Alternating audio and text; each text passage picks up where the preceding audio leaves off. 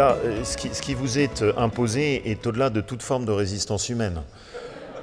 Vous avez pris une journée d'une densité absolument surréaliste. Vous pensiez qu'à l'issue du débat dans lequel on avait quand même esquissé le droit de dire qu'une entreprise pouvait être morale, que l'éthique était compatible avec la vie de l'entreprise et que Guy Sidos, dont la totalité de son actionnariat est résumée dans la salle à travers son épouse, pouvait parfaitement aboutir à défendre un capitalisme familial à visage humain. Et vous vous étiez dit, ça y est, c'est fini, enfin, nous allons pouvoir passer au cocktail et à la partie conviviale.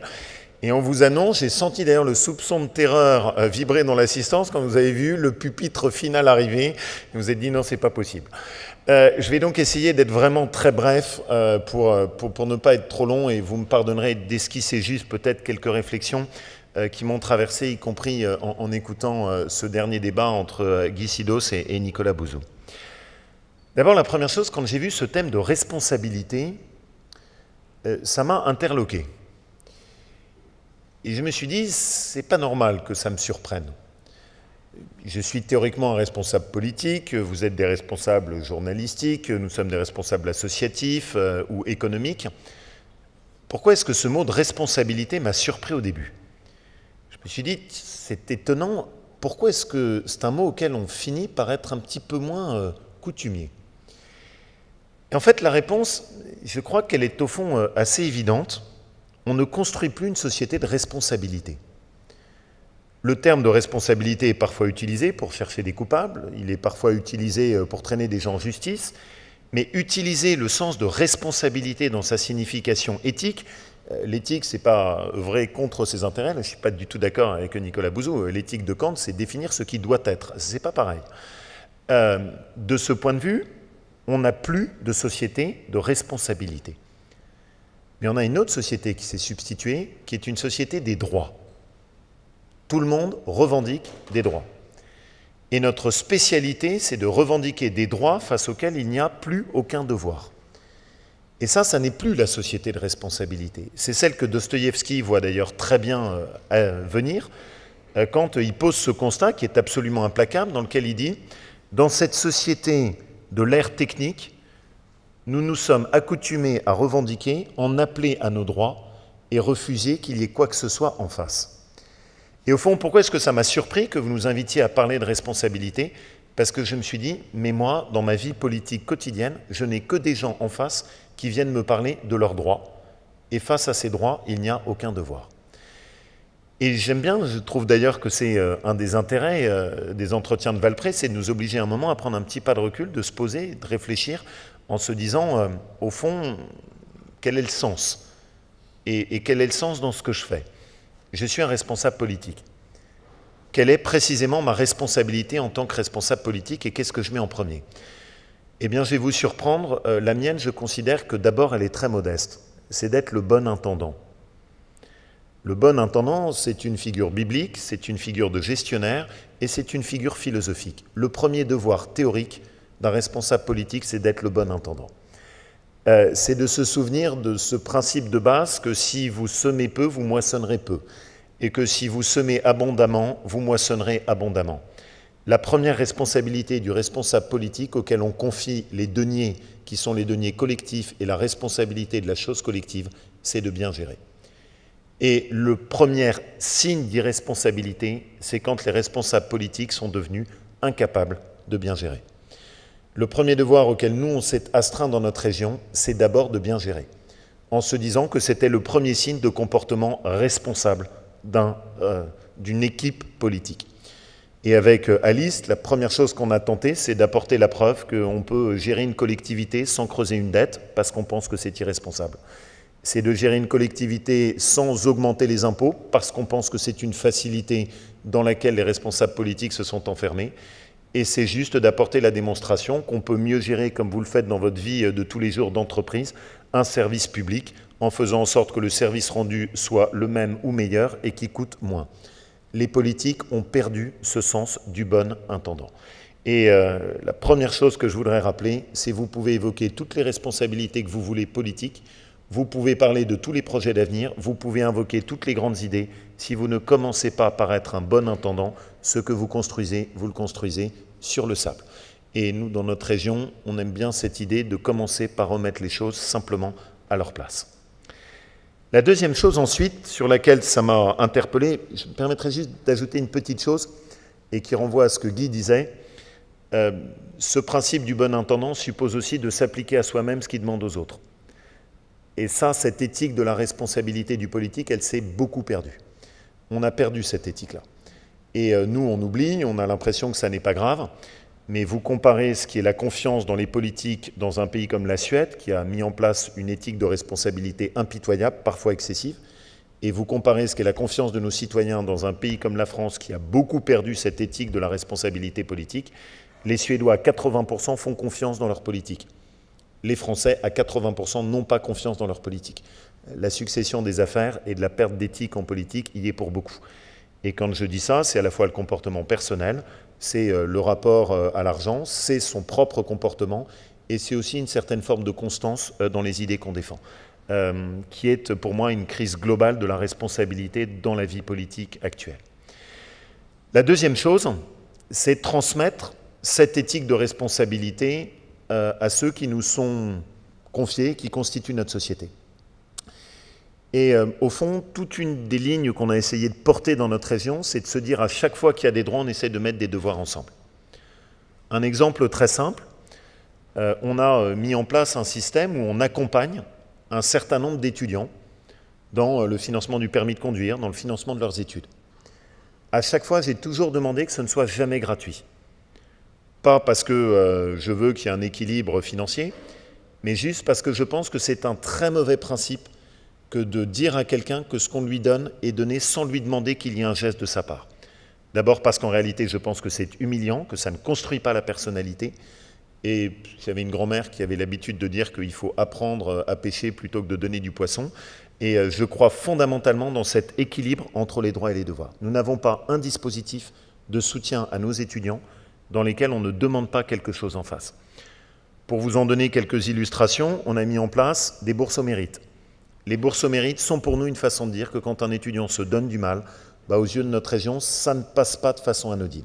Et qu'on est fier de leur dire « merci, bravo, vous avez travaillé dur, ça mérite une reconnaissance de la région » dans une société dans laquelle le mot d'effort, de récompense du mérite est devenu un gros mot. Pour nous, il y a un équilibre, ils se sont donné du mal, il y a droit à une reconnaissance de cet effort qui a été donné et un sens de l'exemplarité. Troisième exemple, avec Sophie, nous étions hier à un moment qui était une soirée extraordinaire d'optimisme.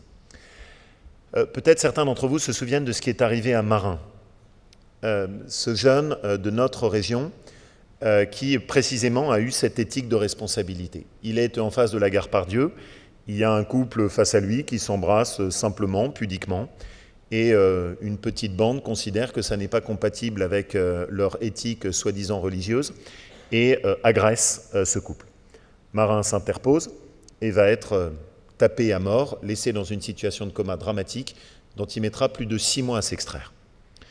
On s'est dit, qu'est-ce qu'on peut faire de ça? Éthique de droit et de responsabilité. Ce qu'on a souhaité, c'est, au-delà de Marin, de mettre en avant tous ceux qui, dans notre région, font preuve de ces moments où, tout simplement, ils réagissent avec responsabilité en disant « stop ». Et on a eu hier des cas extraordinaires. Un petit gamin haut comme 4 pommes qui a sauvé 2 personnes, dont une personne qui voulait se suicider. Éthique de responsabilité. 4 filles qui se sont interposées alors qu'une femme menaçait d'être tapée dans le cadre de violences conjugales et qui l'ont sauvée, se sont interposées. 4 jeunes qui, juste à 17 ans, ont dit « stop, on n'est pas spectateur ». Et je pense qu'on a besoin de ces messages, on est capable de dire dans notre société, on n'a pas à être spectateur, on peut réagir, on peut être responsable. Et quand notre jeune génération envoie ces messages d'optimisme, eh bien, il est bon qu'on soit capable dans notre société de dire il y a aussi une belle jeunesse.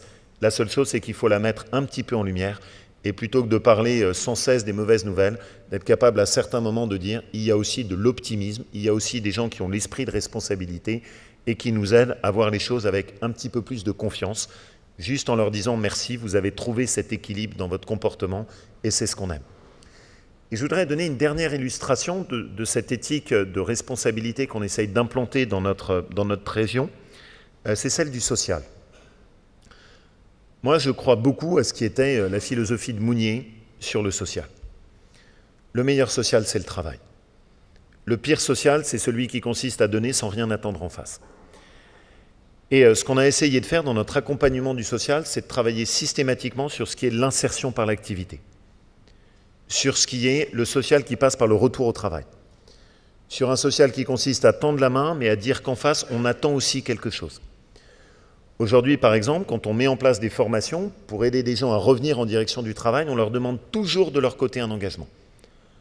Premier engagement tout simple, c'est d'aller au bout de la formation qui est payée par la solidarité nationale. Deuxième engagement tout simple, c'est que si un emploi est proposé à l'issue de cette formation, on attend d'eux qu'ils prennent cet emploi et que la formation ne soit pas là juste pour recharger des droits assurance chômage. Et on le fait dès le début pour que le parcours ne soit pas quelque chose qui tombe automatiquement et qu'on puisse s'intégrer dans un parcours de responsabilité. Parfois, ça prend du temps parce que vous avez des personnalités qui ont été cassées par une société contemporaine qui est dure. Mais la meilleure façon de les aider à se reconstruire, c'est de miser sur le fait que le travail est le plus puissant outil et la meilleure manière de faire du social, précisément parce qu'il repose sur cet équilibre entre les droits et les devoirs. Et puis enfin, la dernière chose que je voudrais partager avec vous, et très simplement dans cette éthique de responsabilité, c'est éclairer un certain nombre de grands défis que l'on voit à partir de notre région et qui doivent nous interpeller en essayant de les poser de façon équilibrée. La première, c'est celle du capitalisme. Guy l'a très bien défini. On a un capitalisme qui est un capitalisme indispensable, dont on a besoin, dont on peut être fier, qui a construit le dynamisme de notre pays et de notre continent. J'aimerais bien d'ailleurs que parfois on défende avec un peu plus d'énergie. Mais on a aussi un capitalisme de la spéculation financière ultra court-termiste et qui nous interroge aussi, parfois avec des comportements de destruction de valeur. Nous, notre conception dans la région, c'est que le meilleur antidote, c'est d'une part les territoires et d'autre part le capitalisme familial. Notre conviction, c'est que le meilleur antidote, c'est l'enracinement, qui permet de se réinsérer dans un temps long. Pourquoi est-ce que, quand Guy plaide pour, quelque part, le fait de donner une priorité à des entreprises qui sont des entreprises locales? Ce qui me plaît, c'est que je pense que ça permet de se réinsérer dans un territoire, de se réinsérer dans un temps long. Et qu'une des erreurs majeures en termes d'approche économique parfois que nous faisons dans notre pays, c'est de miser sur un capitalisme libéral sur lequel on se convertit plus ou moins avec de la régulation colbertiste plus ou moins mal digérée, et qu'au fond la réponse est toute simple, c'est celle qu'a fait l'Allemagne, c'est celle qu'a fait la Suisse, pays qu'on devrait regarder avec un peu plus d'attention, c'est celle qu'a fait l'Italie du Nord, c'est celle qu'a fait l'Autriche, c'est de défendre un entrepreneuriat familial qui se transmet, dans lequel on essaye d'investir sur le temps long et qui restitue parfaitement la place qui est la place d'un temps long, de l'investissement, parfaitement compatible avec la réussite capitalistique, et une entreprise comme Vicat en est une parfaite illustration. Première réflexion que je voulais partager avec vous à l'échelle de notre région sur ce que peut être une éthique de responsabilité. Deuxième question, c'est celle de l'écologie. Le philosophe fondateur de l'écologie, c'est Hans Jonas. Très belle réflexion. Et il fonde l'écologie en disant cette parole qu'on devrait toujours se rappeler en tête: l'écologie doit consister à se battre pour que nous puissions transmettre à nos enfants une vie authentiquement humaine. Chaque mot compte dans ce qu'il dit. L'écologie, d'abord, doit reposer sur le progrès. Je me méfie de l'écologie de la peau de bête.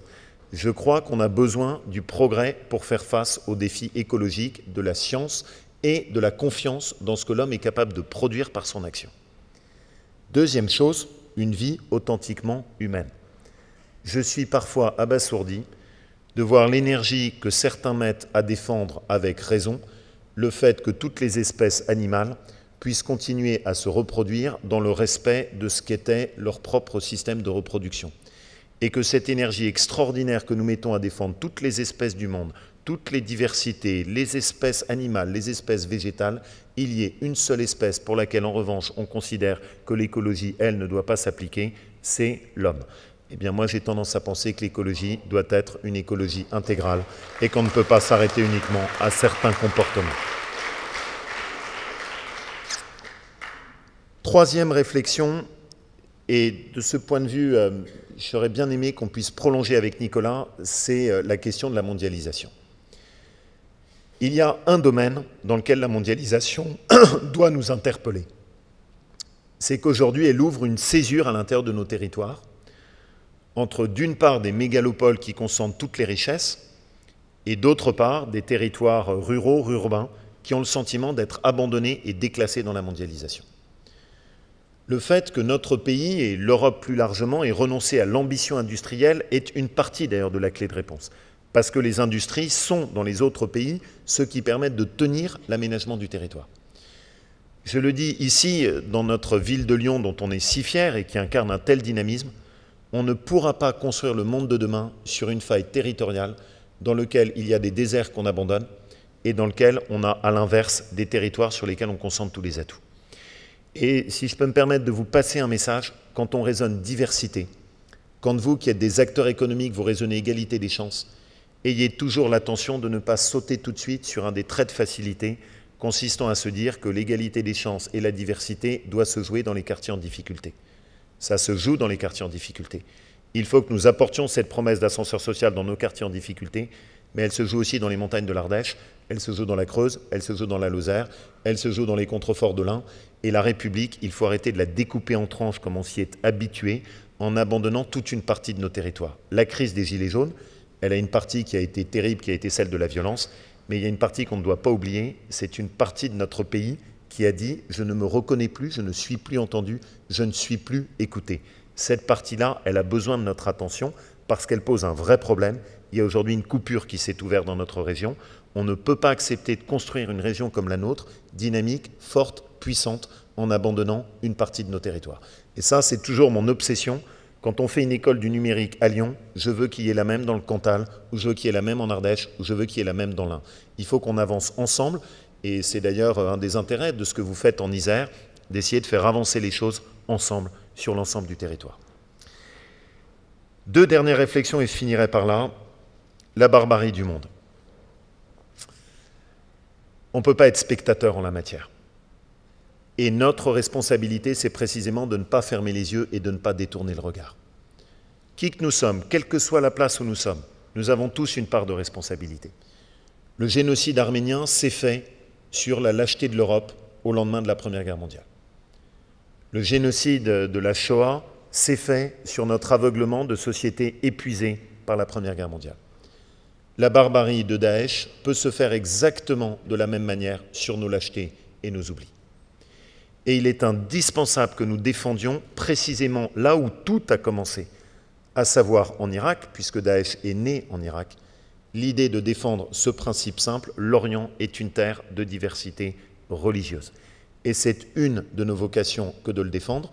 On l'a porté, la ville de Lyon, et ça n'est pas pour rien, a été une des premières à s'impliquer, aux côtés du cardinal Barbarin sur cette cause. On y a travaillé ensemble, on est très engagé aux côtés de Chantal Merdieux sur cette question, c'est notre responsabilité. L'Europe a parfois été égoïste, notre continent a parfois été égoïste et sourd, c'est notre responsabilité et c'est une partie de notre destin qui se joue là-bas. Il faut voir ce à quoi ressemble Mossoul, qui était une ville admirable par sa diversité religieuse, une fois que la barbarie est passée autour, pour comprendre que c'est la même bataille chez nous et là-bas, et c'est une même bataille pour défendre un droit à la diversité religieuse et un devoir qu'implique la diversité religieuse.